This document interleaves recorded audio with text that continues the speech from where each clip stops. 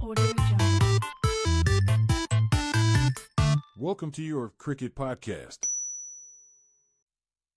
Welcome back everyone. સ્વાગત છે ફરીથી ચેનલમાં.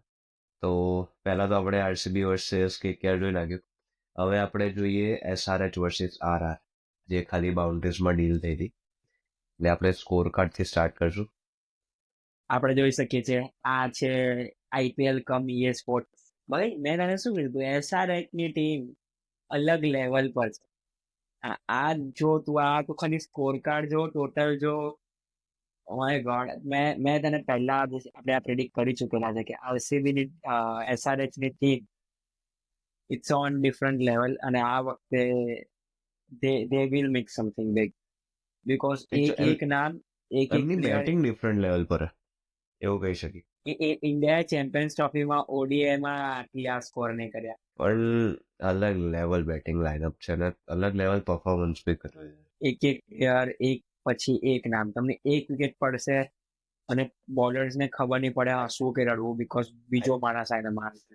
આઈ થિંક મને લાગે છે આ લોકોને એવું કહી રાખ્યું છે. મને લાગે છે કોઈ બી નવો પ્લેયર આવ્યો ટીમમાં એટલે એને 2-3 મિનિટ અંદર લઈને એક નાનો એક થેરેપી સેશન આપી દેતા લાગે છે કે જઈને ખાલી કે મારવાનું. આપણે આપણે આમ નહીં રમવાનું, આપણે આમ રમવાનું. બ્રો તું જો એક પ્લેયરની સ્ટ્રાઇક રેટ 200 નીચે નથી. જે ફર્સ્ટ નંબર ઓપનિંગ કરી રહ્યો, સેકન્ડ પર આવ્યું, થર્ડ પર આવ્યું, ફોર્થ પર આવ્યું, the list strike rate is 200. Travis હેડે બી એનું કામ કર્યું. ટ્રેવિસ હેડ બી 31 બોલમાં 67 રન માર્યા છે, 216 ની સ્ટ્રાઇક રેટ. એને બી કોઈ શરમનો પાલો ભર્યો નથી, એને બી ધોયા છે. બટ સૌથી વધારે જોવાની મજા આવી હતી ઈશાન કિશન. એઝ યુઝ્યુઅલ થઈ ગયું ટ્રેવિસ હેડમાં કે ભાઈ ખબર છે કે આ એને ફરાવાનો જ છે ને 2 માંથી કોઈ એક મેચ એનો બિગ સ્કોર આવવાનો. લાસ્ટ યર સુધી આ બે જ હતા, ક્લાસન ડાઉન ધ લાઈન આવતો હતો, પણ આ વખતે બંનેઓને ઈશાન કિશનનો સપોર્ટ છે કે નાવ એ સપોર્ટ 2 ને થી 3 એકચ્યુઅલી થઈ ગયા. મેઇન શોટ લઈ ગયો ઈશાન કિશન. એટલે હવે એ લોકોને એવું નથી કે 2 જણ આઉટ થઈ ગયા કે 1 જણ આઉટ થઈ ગયું તો સ્લો ડાઉન થશે, કારણ કે હવે Ishan Kishan be the third, હવે એક વિકેટ પડી તો be still they are in the same zone કે મારવાનું છે.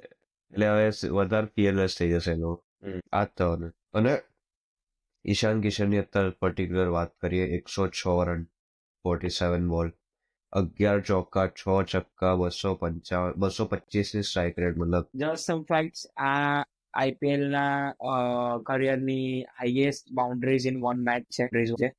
અને સેકન્ડલી છેલ્લા બોલે અગર ઈશાન કિશન છક્કો મારતો તો આ આઈપીએલ નો હાઈએસ્ટ સ્કોર પણ થઈ જતો, તો 288 થઈ જતા હતા. એ તો એનાથી ચોક્કો અડી ગયો એટલે 286 થયા. હાઈએસ્ટ સ્કોર બી એસઆરએચ નો છે 287. સો નાવ એસઆરએચ પહેલા ટોપ 5 માંથી 4 સ્કોર એસઆરએચ ના છે, highest of IPL just in 2 years, 24 and 25. આ લાસ્ટ 2 વર્ષમાં ખબર નહીં એમને શું એવું તો ચેન્જ કર્યું છે. આઈ થિંક ટ્રેવિસ હેડનો બહુ મોટો ઇમ્પેક્ટ પડે છે, કારણ કે એવો એ રીતે રમવાનું ચાલુ કર્યું, પછી અભિષેકે ચાલુ કર્યું. એણે આવીને એનું કામ કરી નાખ્યું. એટલે 15 બોલ 30 રન, 200 સ્ટ્રાઇક રેટ, 4 છક્કા, 1 છક્કા. એણે મોમેન્ટમ ના તોડો દીધું. કોઈ પ્લેયરે મોમેન્ટમ તો બધાએ કન્ટિન્યુ જ કર્યું, જે બી આવતું હતું હાથ સાફ કરી જતું. કોઈ બી આઈને એવું નહીં કર્યું કે સ્લો ડાઉન કર્યું. જે આપણે પહેલી મેચમાં જોયું કે આ રહાને અને નારાયણે બહુ સારું સ્ટાર્ટ કર્યું, પણ પછી વેંકી અને એને આઈને સ્લો ડાઉન કરી દીધું. એ થોડીક બ્રેક્સ વાગી ગઈ. એ આ મેચમાં આપણને જોવા જ ના મળ્યું, બીકોઝ એનું એક કારણ એ બી છે કે ઈશાન કિશને કેન પકડી રાખ્યો થ્રુ આઉટ ધ ગેમ. અને એને ખાલી એન્ડ નહીં પકડ્યો, એને એકચ્યુઅલી ત્યાંથી બી ધોવાવાળી કરી જ છે. એ આપણે પહેલી મેચમાં જોયું કે એ સેકન્ડ ઇનિંગ્સમાં કોહલીએ કેન પકડી રાખ્યું. તો અગર જો એ રાહાને પકડતું તો એ મેચનું વિકેટ અલગ હોત. તો સેમ આમાં એવું થયું કે ઈશાન કિશને કેન પકડી રાખ્યો તો આખી ટીમ કમ્ફર્ટેબલી ક્રૂઝ કરી ગઈ આખી ગેમ, બીકોઝ ગ્રાઉન્ડ બી એવું હતું, બોલ બી આવી રહ્યા હતા સ્પીડમાં, જઈ રહ્યા હતા સ્પીડમાં. આખી આ પહેલી ઇનિંગ્સો હોરિફાઈંગ હતી, એસ્પેશિયલી રાજસ્થાન વાળા માટે. વાત કરીએ હવે સેકન્ડલી બોલર્સની. પહેલી ઇનિંગ્સમાં રાજસ્થાનના બોલર કેપ્ટન હતો રિયાન પરાગ. રિયાન પરાગ લાસ્ટ યર આઈપીએલની સિઝન પછી પોડકાસ્ટમાં આવીને બોલે તો કે અમે ફિગર આઉટ કરી લીધું છે કે અમે કેવી રીતે 200-250 રન નહીં ખાઈએ ટીમ લાઈક એસઆરએચ ની સામે. એક મેચ લાગી, પણ એક મેચ. આખી મેચમાં એનું કેપ્ટન્સી જો સ્ટાર્ટિંગમાં થોડો લાગતો હતો કે ભાઈ આ કેપ્ટન્સી કરે. એના પછી જ્યારે રન પડવાનું ચાલુ થયા, એને ના કોઈ બોલરને સલાહ આપી દે, ફુલ્લી ફ્રસ્ટ્રેટેડ. બસ ના પેલો કેચ પકડે ત્યારે બી કોઈ સેલિબ્રેશન નહીં, કઈ જ નહીં. એનો મતલબ માઇન્ડ બ્લેન્ક થઈ ગયું હતું, બસ ખાલી એને ફ્રસ્ટ્રેટ થઈ ગયું. This is not expected from a captain. તમારા બોલેલા વર્ડ્સ પાછા લેવા પડે તમારે, બીકોઝ એ ક્લિયરલી કોન્ફિડન્ટલી આવું બોલ્યો હતો કે અમને આવડી ગયું છે how to tackle with this big hitters, અમે નહીં ખાઈએ. અને પહેલી મેચ લાગે પણ- તમને 286 નો સ્કોર ખાવામાં. I think રિયાન પરાગ જો પ્રોબ્લેમ એ જ છે ખાસા વર્ષોથી we all know he has talent. આપણે એમની બેટિંગ તો જોયેલી જ છે, પણ એનો જે એટીટ્યુડ છે બહુ જ ખરાબ છે. ખરાબ તો નહીં કહું, પણ બહુ ઓવર કોન્ફિડન્ટ છે એની પ્રોબ્લેમ છે. હવે બોલર્સ પર ફોકસ કરીએ આપણે. Indian cricket. હવે બોલર્સ પર ફોકસ કરીએ તો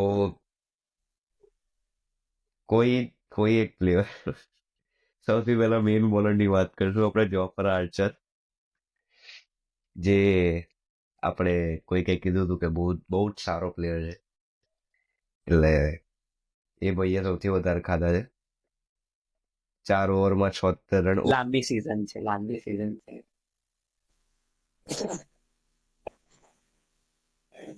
ઓગણીસની economy boss, 76 runs, second highest scorer of the match. 76 runs ખાઈને ભાઈ બેઠા છે. Just so you know, Harbhajan સિંઘે એને લાઈવ ટીવી પર કાલી ટેક્સીથી કમ્પેર કર્યો લંડનની. હી સેડ એનું મીટર લંડનની કાલી ટેક્સીની જેમ ફટાફટ ચાલી રહ્યું છે. So this is much. Let's main bowler we look એક એટ વસ્તુ સંદીપ શર્મા. જોવાલાયક એ છે કે આટલા જયારે બોલર જોડાઈ રહ્યા હતા ત્યારે એક ઓવર નીતિશ રાણા નાખીને ગયો છે 9 રન આપીને ખાલી. બટ એ છે, બટ હવે જ્યારે 286 રન થયા હોય તો એવું કોઈ બોલર ના હોય જે જોડાયું ના હોય. આઈ થિંક નીતિશ રાણા પહેલી ઓવર રાખતો હતો, તે મે બી બચી ગયો હશે, કાં તો સિચ્યુએશન એવી હશે, મને યાદ નહીં. અને કયું બટ એક પ્લેયર જે who did extremely well છે તુષાર દેશપાંડે. જ્યારે સામે 286 રન પડ્યા હોય અને તમે 4 ઓવરમાં 44 આપીને 3 વિકેટ લઈ ગયા હોય, you are on the good side કે તમે એટલીસ્ટ હા, એટલે બાકી એમ બોલર્સની કહેવાય કે આખી કંપેરમાં bowling 11ની lineup economy માંથી- જોડાયા છે. હા, આખી બોલિંગ લાઇનઅપમાંથી હી ડીડ ધ બેસ્ટ. તો બોલર્સમાં જોઈએ છે બધા જોડાયા જ છે, કોઈની કોઈ સારી રહી નહીં. પણ આપણે લોકો દેશપાંડેને એક સાઇડલાઇન આપી હતી થોડી, ત્યારે ડિસ્કશન કરતા હતા પ્રી સિઝનનું. પણ he did really good. 3 wickets લઈ ગયો. એની લાઇન લેન્થ બી સારી હતી, કશું એવું કમ્પ્લેન લાયક નહોતું. સંદીપ શર્મા અડસો સારું કર્યું. પણ SRH વાળા ટાર્ગેટ જ પાવર પ્લેના બોલર્સને કરે છે, જ્યારે બાકી બધી ટીમ પાવર પ્લેસમાં સારા પ્લેયર્સને બચવાનું ટ્રાય કરે છે, ત્યારે આ લોકો મેઇન બોલર્સને જ લઈ લે છે. ફઝલ હક ફારૂકી તો મને નહીં લાગતું આ લોકો કદાચ મે બી નેક્સ્ટ પ્લેયર રમાડે ચાન્સ આપે ને, કારણ કે એને ફિલ્ડિંગમાં બી બહુ ગબા મારે. હવે આવીએ આપણે રાજસ્થાનની ઇનિંગ્સ તરફ. હવે તું એક વસ્તુ જોઈશ તો એ લોકોએ બી કઈ બાકી નથી રાખ્યું, પણ જ્યારે સામે પેલા લોકોએ જે કર્યું છે એ પ્રમાણે એ લોકોનું નહીં દેખાયું. બાકી they also went 242. Yeah, if you just look no at job. their score, એ લોકો 242 મારી ગયા. એટલે એમનો કોઈ એમ કે ભાઈ પહેલી ઇનિંગમાં 242 મારે, એટલે આપણને એવું લાગે કે ભાઈ બહુ ખતરનાક રાજસ્થાન ફોર્મ, પણ સામે ટાર્ગેટ જ એટલો મોટો હતો 286 same last year KKR RCB બેન્ચમાં થયું હતું કે RCB Yeah. 250 લઈ આવ્યું હતું સેકન્ડ ઇનિંગ્સમાં, 262 આઈ થિંક. સ્ટીલ RCB હાર્યું હતું.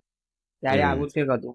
આજે બી એવું જ છે કે એ લોકોએ 286 માર્યા તો તમારા 242 બી નાના લાગી રહ્યા છે. પણ આ લોકોને આપણે બેટિંગ લાઇનઅપ ડિસ્કસ કરીએ. સ્ટાર્ટ કરીએ યશસ્વી જયસ્વાલથી સુધી. જયસ્વાલે સીધો હાથમાં કહે છે, ફ્લેટ કેચ હાથમાં આપ્યો છે. ફિલ્ડર શોધીને પહેલી જ ઓવરમાં હાથમાં આપી દીધો કે ભાઈ પકડ બોલ, હું ચાલ્યો. 286 મારથી નહીં થાય, તમે બધા જુઓ, હું આ ડ્રેસિંગ રૂમમાં ચાલ્યો. હાથમાં આપી દો. Samson on the other end was so disappointed. સેમસને એ જ કર્યું છે જે ઓલવેઝ કરતો આવ્યો છે. He comes, he score. પહેલી ઓવરથી લેફ્ટ રાઈટ એને ચાલુ કરી દીધું હતું મારવાનું. બટ આખી મેચમાં તને સંજુ સેમસન પર ડિસઅપોઇન્ટમેન્ટ દેખાઈ હોય તો જયસ્વાલના આઉટ થવા કરતા રિયાન પરાગ જ્યારે આઉટ થયો, વેન દે શોડ કે સેમસનનું મોઢું બતાવ્યું તો સેમસન વોઝ સો ડિસઅપોઇન્ટેડ કે તને ભાઈ think- કેપ્ટન બનાવ્યો છે, જવાબદારી આપી છે, જસ્ટ એક વિકેટ ગઈ છે, પાવર પ્લે ચાલી રહ્યો છે અને એને હાથમાં બોલ આપી દીધો. આઈ થિંક રિયાન પરાગ જ્યારે બેટિંગ કરવા આવ્યો હોય એ આઉટ થયો અને ચોક્કો માર્યો, પણ એવું નહોતું લાગતું કે એવું લાગતું હતું કે એમ ફૂલ્લી અંડર પ્રેશર છે. એના મોઢા પર દેખાતું નહોતું, પણ એના આમ દેખાતું હતું, એને રમવામાં પ્રેશર દેખાતું. અને આઉટ થયો ત્યારે બી એના મોઢા પર કોઈ ડિસઅપોઇન્ટમેન્ટ નહીં, ખબર નહીં એના મગજમાં શું ચાલતું હતું. લેટ્સ સી કેવું કરે છે, આગળની 2 મેચ બી એને જ કરવાનું. આઈ ડોન્ટ થિંક સો કે આજે પહેલી મેચમાં રિયાન પરાગના ફેસ પર જે પ્રેશર દેખાયું છે હવે એ તમે કહી શકો કે એસઆરએચ આટલા રન માર્યા એટલે કે વોટ્સ એવર, પણ જો પહેલા બોલ પર ચોખ્ખો આવી ગયા પછી તું બીજા બોલ પર આવો હાથમાં કેચ ઉપાડી દે છે તો ઇટ્સ અનનેસેસરી. જ્યારે તમે આટલું મોટું ટાર્ગેટ ચેસ કર્યો તો તમારે થોડું ફ્લેક્સિબલ રમવું પડે. સો આઈ એમ ઇન ડાઉટ કે એ હજી બીજી બે મેચ કેપ્ટન્સી કરશે કે નહીં કરે, બીકોઝ તમારા સ્કોરમાં નીતિશ રાણા પણ છે જે કેકેઆરને કેપ્ટન કરી ચૂક્યો છે. He is experience. Nitish Rana કરતા બી આપણે જોવા જઈએ તો is very very Jaiswal experience. તમારે અગર પ્રશ્ન એ સેમ જ વસ્તુ હશે રાઈટ કે એ લોકો એક યંગસ્ટરથી બીજા યંગસ્ટર પર ટ્રાન્સફર કરશે તો માઇટ અફેક્ટ ધેર પ્લે. એના કરતાં જેને આવડે છે એ કામ, જે કરી ચૂકેલું છે એ કામ, એ વ્યક્તિને આપે. ક્યાં કે તો બે મેચની જ વાત છે, એવું નથી કે આખી સિઝન કરવાનું છે કે તમે કંઈ શીખવાડી લેવાના હતા. બીજી બે મેચની જ વાત છે તો let someone who already knows એને આપી દો તમે, તો તમારું બે મેચ નીકળી જાય પછી તો તમારો સેમસંગ છે જ પ્લેમાં. પણ આઈ થિંક નીતિશ રાણાને એટલે નહીં આપતા કારણ કે એની પોતાની પ્લેસ બી કન્ફર્મ નથી. અગર એને નેક્સ્ટ બે મેચ એને કેપ્ટન્સી કરવા આપી દે તો મતલબ he has to play. I think A reason છે એને નથી આપી. કોઈ ગર્લફ્રેન્ડ રૂઠી ગઈ હોય ને એવું રિસ્પોન્સ હતું એના બોલર્સથી કે જે આ માર પડી ગયો એ પડે ઓન અ બેડ ડે, તમારા બોલર્સ રન ખાય, બટ જે પ્રમાણે આમ મોડું ચડાવીને ઉભો રહી ગયો તો બાઉન્ડ્રી પર કે મારે નહીં રમવું, દેટ્સ નોટ રાઈટ. અને એના લીધે બાકી ટીમનું બી પછી કોઈ એ જ ના રહે, કોઈ માઇન્ડસેટ જ ના રહે. બધાને ભાઈ એવું થાય કે રન ખાવા દો, હવે જોયું છે એમ. એવું માઇન્ડસેટ થઈ ગયું હતું. ફોકસ Talking કરીએ about Dhruv the Jurel. next big thing, Dhruv Jurel, 35 ball, 70 run, all in good touch. દર બોલે હિટિંગ, દર શોટ પાંચ સારા, ચોક્કા shot છ selection really છક્કા. good. Overall, I think is a I think બસો એ જ એક રીઝન છે કે ચેઝ આટલું ક્લોઝ આવ્યું. એ હા એ અને અને સંજુ સેમસન. શુભમ દુબે જ જો સ્ટાર્ટિંગમાં થોડુંક પુશ મળ્યું હોત ને તો જે પ્રમાણે એન્ડમાં શુભમ દુબે ખેંચ્યું છે, જો સ્ટાર્ટમાં થોડુંક સારું કેમ કે એન્ડમાં 2 ઓવરમાં 70 રન જોતા હતા અને ત્યારે શુભમ દુબે આટલી ક્લોઝ લઈ આવ્યો હતો. આઈ વોન્ટ સે ક્લોઝ પણ હી ટ્રાઈડ હિઝ બેસ્ટ. તો મને લાગે છે કે જો થોડું પાવર પ્લેમાં જે 20-30 રનનો પુશ મળ્યું હોત તો Rajasthan could have done the best. They could have chased down the best score chaseable, but એ જે સ્ટાર્ટિંગમાં જયસ્વાલ અને પરાગે કર્યું એના લીધે આઈ થિંક થોડાક રહી ગયા. નીતિશ રાણાએ બી કંઈ ખાસ નહીં કર્યું, પણ આપણે હેટમાર પર જોઈએ 23 બોલ 42 એણે બી એનું જોબ કર્યું. એમ જોવા જઈએ લોઅર ઓર્ડર આખો રમ્યો છે. ટોપ ઓર્ડરમાં સંજુ સેમસન રમ્યો, મિડલ ઓર્ડરમાં કોઈ જ નહીં. ના overall Rajasthan is in good track, એવું નહીં કહીએ, પણ રન Not થોડાક the વધારે bowlers, હતા બોલ પર ચેસ કરવા માટે. તો હવે આપણે ફોકસ કરશું એસઆરએચની બોલિંગ પર. જે બી એ લોકો બી માર ખાધા જ છે એમ. 242 એટલે બધાએ માર ખાધો છે. સૌથી પહેલા તો મોહમ્મદ શમી જે એમનો મેન બોલર છે, 3 ઓવર 33 રન. એ લોકો પાસે તું ખાલી બોલિંગ લાઇનઅપ જો they have very good bowling just to start with. SRH ની ટીમ ઇઝ ઓન ટોપ, એ લોકો પાસે બહુ સારી બોલિંગ. વિકેટ પ્લેયરનું નામ જો Shami, Simarjeet, Pat Cummins, Zampa, Harshal Patel, but overall લોકોની બોલિંગનો કોઈ મેચ નથી. એ લોકોની જોડે બોલિંગ બહુ સોલિડ છે. એ લોકોની ઓવરઓલ ટીમનું આખું બિલ્ડઅપ બહુ સારું છે, બધી રીતે બહુ બેલેન્સ ટીમ છે.